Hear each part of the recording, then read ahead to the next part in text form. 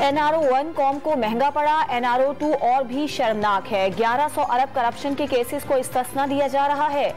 2 खानदानों और साथियों की लूट मार ने 10 साल में कर्ज 4 गुना बढ़ा दिया। इमरान खान का ट्वीट।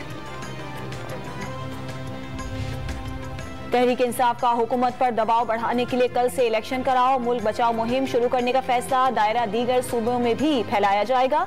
असेंबली की तहलील के फैसले की मुकम्मल तारीख का ऐलान, तारीख का ऐलान नहीं किया गया।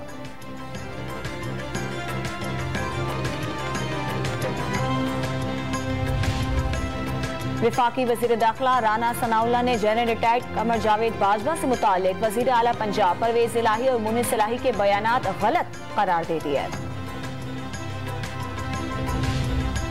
टंडोला यार में सड़क किनारे खैमों में मुकीम सैलाब मुतासरीन पर तेज रफ्तार ट्रक उलट गया। दबकर मां और 2 बेटियां जान बहक और बच्चे जख्मी, तशवीशनाक हालत में अस्पताल मुंतकिल कर दिया गया।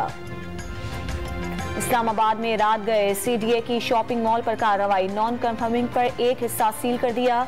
अमले और सिक्योरिटी गार्ड्स को इमारत से बाहर निकाल दिया गया।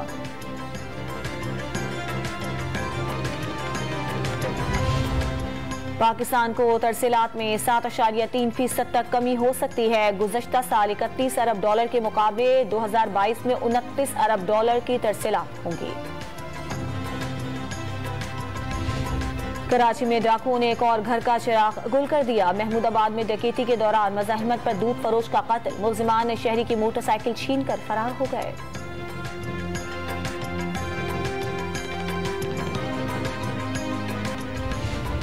आलूदा ममालिक की फहरिस्त में लाहौर आज भी नंबर 1। पंजाब के बेशतर शहरों में धुंध का राज, कई मकामात पर मोटरवे को बंद कर दिया गया।